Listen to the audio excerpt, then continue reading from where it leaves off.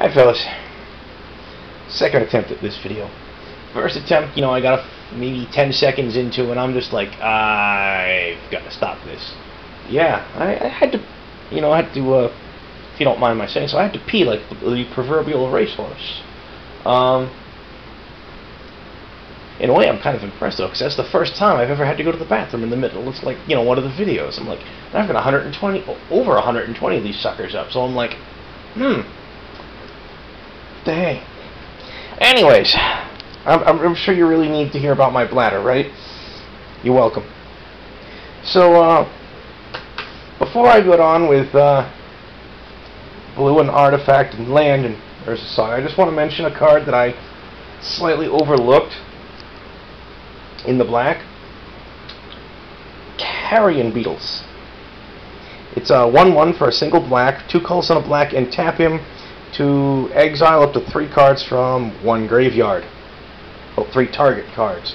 If for some strange reason a card in a graveyard has Shroud, I don't think there's anything that can do that, but you never know. Wizards will do funny things. And of course, the illustration, we have this,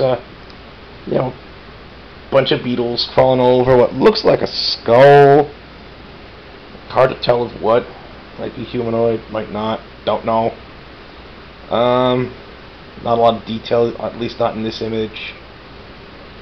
And we got one sitting here, and he's holding up an eyeball, and the flavor text, it's all fun and games until someone loses an eye.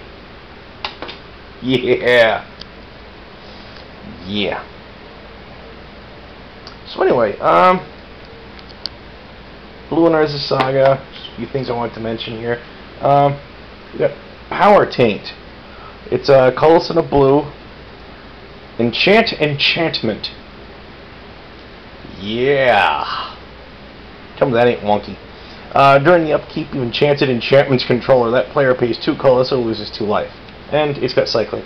The main reason why I mentioned Power Taint is between the name and the illustration. You can't really make it out too well here. It looks almost like a Iron Maiden. It looks and sounds almost like an Iron Maiden album or something, Yeah. So anyways, Power Sync got reprinted. X blue, counter target spell unless its controller pays X, and you have to tap land, and he has to tap lands and to generate the mana. It actually forces people to tap land and generate mana. Actually, actually doesn't actually force them to generate the mana. Counter target spell unless its caster pays an additional X. If he or she does not, tap all mana-producing lands that player controls and remove all mana from his or her mana pool. That's something interesting. They can choose not to pay it and just have all their lands tapped. That's kind of funky. I'm gonna have to try and figure out if there's a way to abuse that. Yeah, I'm gonna power sync one of my own spells for no good reason. I'm gonna decline to make the payment and tap all my lands. I don't know. There's no good reason for it these days. None at all. Perfect Laws Power Sync is also one of the few cards that actually was hurt by the removal of interrupts from the game.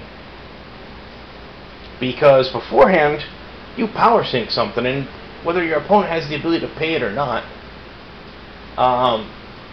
he can't really respond with anything other than like other interrupts. Because that's the way interrupts work. Once an interrupt went on the stack, that's it. The stack was closed to everything but interrupts. And with interrupts being changed into instants, what happens is you power sync someone, and they could just pile on a bunch of instants if they had the mana available to pay for it. And then after your power sync resolved, it's like, yeah, I already did what I needed to do. Oh well. Let me go down to the 6 drops. Blah blah blah blah. Confiscate. 4 colorless, double blue, enchant permanent. You control enchanted permanent. Kid science, fun stuff. I mentioned Zephyd before. It's the Zephyd's Embrace was one of the few.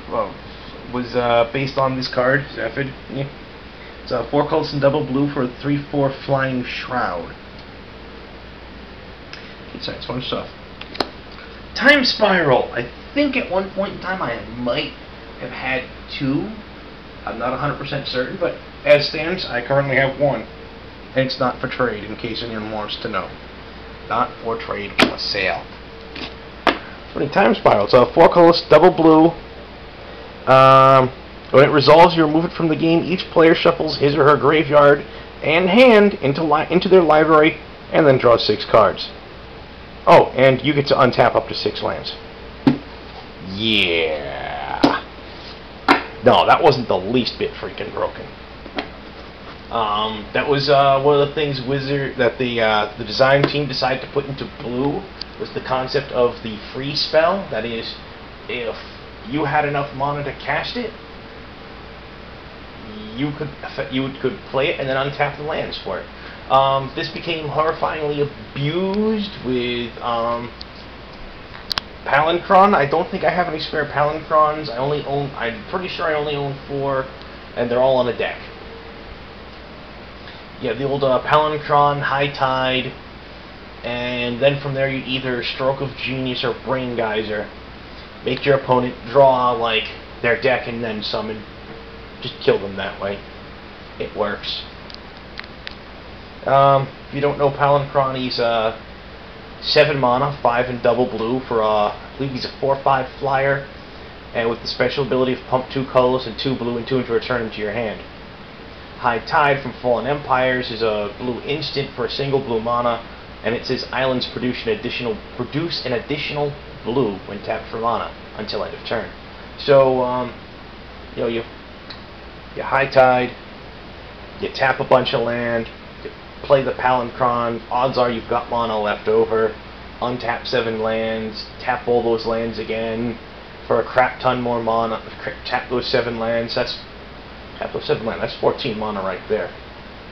Considering that it takes 11 mana to play and bounce the Palancron, you're looking at a net profit of 3 every time you do that. You know? So, hey, guess what, guys? You're generating infinite mana. And then you just, Brain Geyser or Stroke of Genius. Brain Geyser is X blue and it's a sorcery. Or is it X blue? I can't remember. And Stroke of Genius is X 2 colorless and a blue, and it's an instant, and they both do the same thing. Target player draws X cards. So yeah, you generate infinite mana, make your opponent draw a crap ton of cards, game over. Kid size, fun stuff. Another thing, I got Wizard Mentor right here. You 2 colors and a blue for a 2/2. Tap him to return himself and target creature you control to owner's hand. And over here we have Peregrine Drake. He's a 2/3 flyer for 4 colors and a blue. When he comes into play, untap up to 5 lands. Now, what's fun with this is I actually use this in the same blue deck as the Palancron High Tide. And what I do with these is I've also got the Sapphire Medallions from Tempest in there. It's a 2 colorless artifact. Reduce the casting cost of your blue spells by 1 colorless. So the deal is you have 2 of those out, right? You get 2 of them out. You can swing with the Peregrine Drake for 2 in the air. And you tap the Wizard Mentor, bounce them both to your hand, replay the Mentor for a single blue, replay the Drake for 2 colorless and a blue, and then untap 5 lands. Now that's 2 colorless and a blue for the Drake, and 1 for the Wizard Mentor. That's 4. And then you untap 5 lands, right? Now, you can sit there and say, yeah, but you've only gained 1 land, but you've only untapped 1 extra land than you've used. And that's correct. You have. And what happens is, I use that extra land I untapped on my next upkeep to pay for stasis. Oh, stasis, you gotta love stasis. Gotta love stasis. Stasis is just... it's like a gigantic middle finger on a stick. It really is. Jeez. So anyways, also of note in my 5-drop slot that I wanted to mention, Sunder. I've actually got a playset of those. 3 colors, double blue, instant return all lands to owner's hands. That's just mean. Just mean.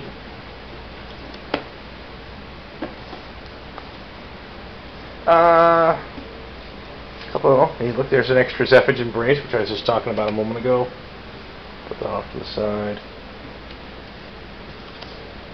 Catalog. This is an instant. They don't like to print this kind of effect at instant speed anymore because they've come to the conclusion, after many years, that this is redonkulously powerful. Catalog is 2 colors and a blue. It's an instant. You draw 2, then choose and discard a card. That's pretty solid.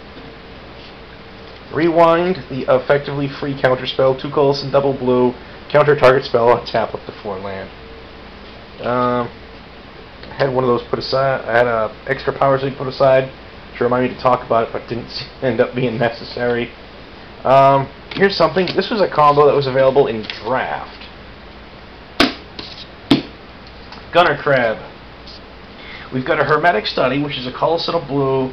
Enchanted creature gains tap, deals 1 damage to target creature or player. Horseshoe Crab is 2 colors and a blue. For a 1/3 creature that you pump blue mana into him to untap him. Yeah! Gunner Crab. Yeah, yep. Of course, it would get just as bad, if not worse, later. If not worse. So, yeah. There's the Saga Blue. Artifacts. We got, over here, we've got, those... I mean, the artifacts for an Urza Saga alone were kind of nutty. I don't have the best of them, I don't think. But there's still some good ones here. And it just got nuttier the further you went into the block. I mean, you got Voltaic Key, and an artifact-heavy block Voltaic Key was insane. Especially when you have, like, supposedly fixed versions of Basalt Monolith and whatnot, where you can just say, hey, you know what, I'm just going to tap mana for the Basalt Monolith. I'm going to tap the Basalt, I'm going to tap, well, it's a Grim Monolith, and I believe it's the next one, the next set. Dear God, there's so many horrifying things you could do in this block. I mean, there also grow out of really actually cool, fun things you could do as well, but,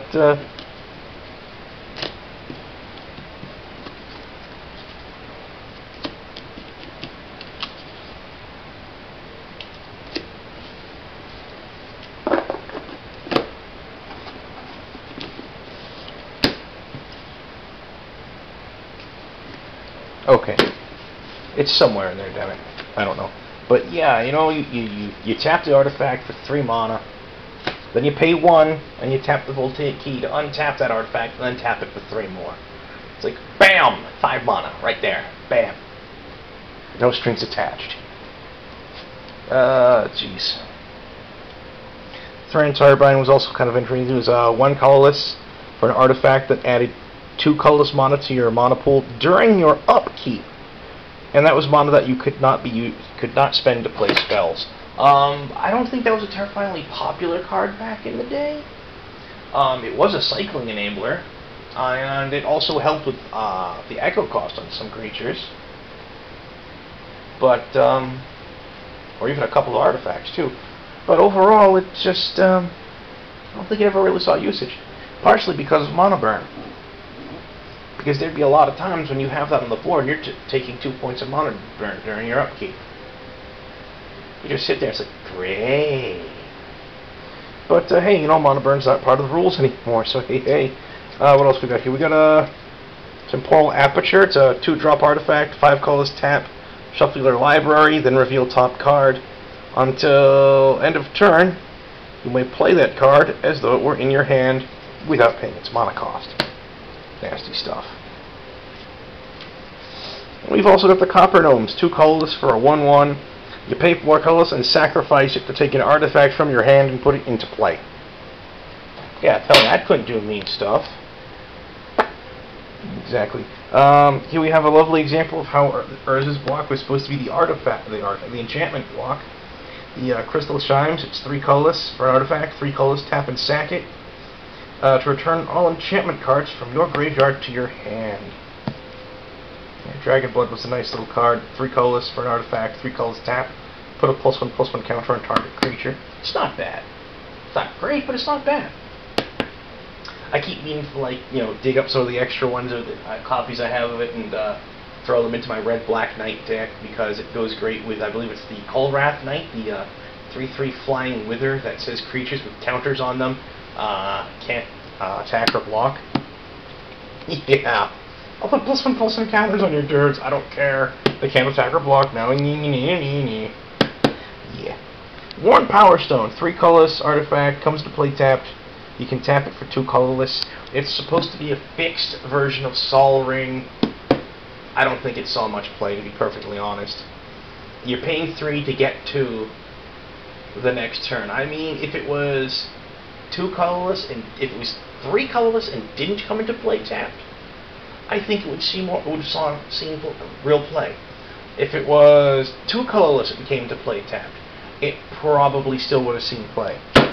At 3 and coming into play tapped, no, it didn't really see play. At least not that I recall seeing. Chimeric Staff, 4 colorless artifact, pump X mana into it. It's an artifact creature with power toughness of X till end of turn. It's kind of funky. I like it. I've got a Baron's Codex here. It's an artifact for 4 colorless. During your upkeep, put a page counter on it. 4 colorless, tap and sack it to draw X cards, where X is the number of page counters on it. I might have missed it, but there was also a Lotus artifact for 2. I want to say it was for 2 colorless. That when you tap and sack it for mana equal colorless mana, I think it was equal to the number of counters on it. Let me go through there real quick just to double check.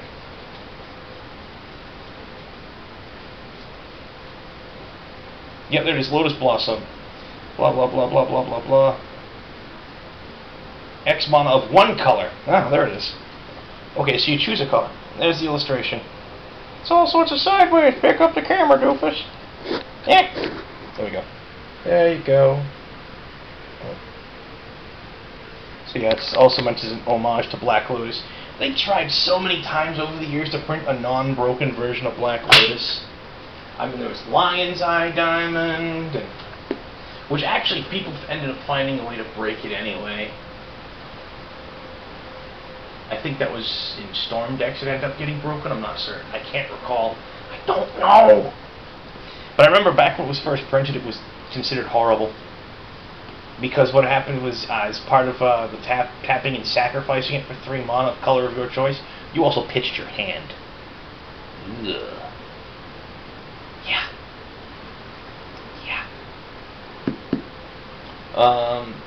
What else? There was Lotus Veil, which I believe was in Weatherlight.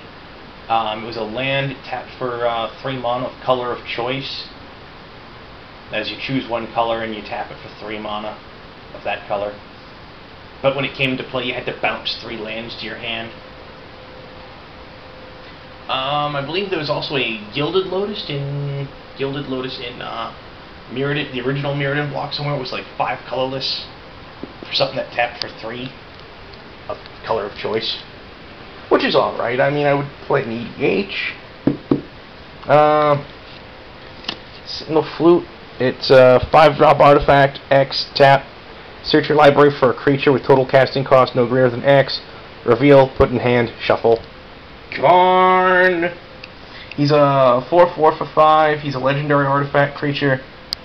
Whenever he attacks or blocks, he gets -4/+4 till end of turn. So he turns into a...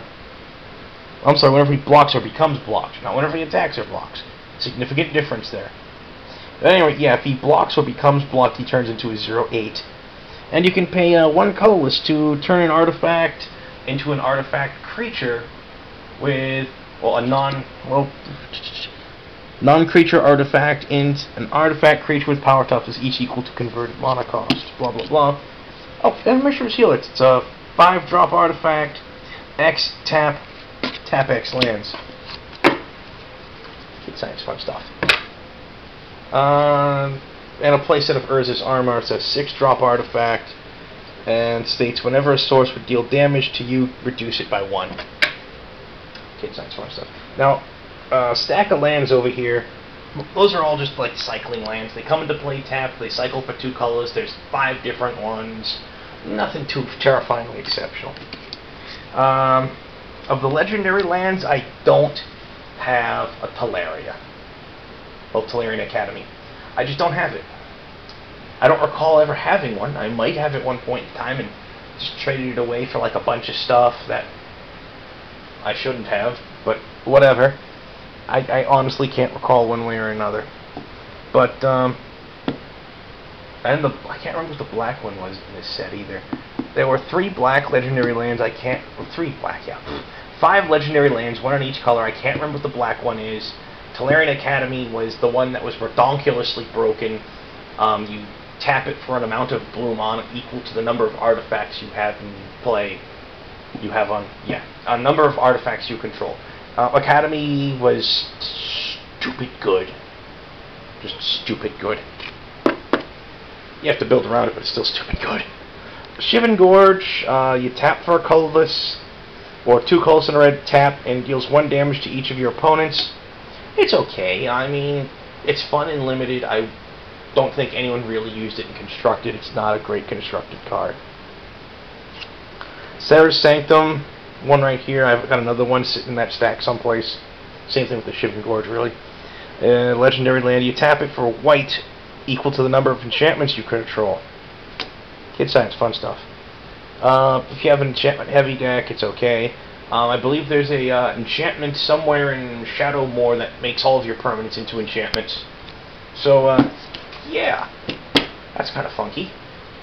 That's an interesting combo. Generate a crap ton of mana. Don't know what you'd do with it. I mean, white isn't really known for having decks with redonkulously high casting costs, or being built around cards with redonkulously high casting costs. And the last thing I want to talk about here, Gaia's Cradle. Legendary land, taps for an amount of green equal to the number of creatures you control. I used to run that in my my Thallid deck with Fungal Bloom. For those who don't know, Fungal Bloom was green for an enchantment. You pump green into it to put a spore counter on target fungus. So, you know, for those familiar with Thallids, yeah, that you could produce. After a while, you started producing a whole crap ton of creatures that way. I don't use it anymore. I don't use that combo anymore because it's just not efficient anymore. I mean, you can do more with Paradox Haze than you could with that combo. You know? Especially with Paradox Haze and Spore Sower Thallid. That gets nutty. Gets even nuttier if you put a Followed Footsteps on the Spore Sower Thallid, and then things go straight to hell, at least for your opponent. At least that's the theory we're working under. Yeah. So, wrap this video up, put stuff away, and I got plans for this coming evening. So,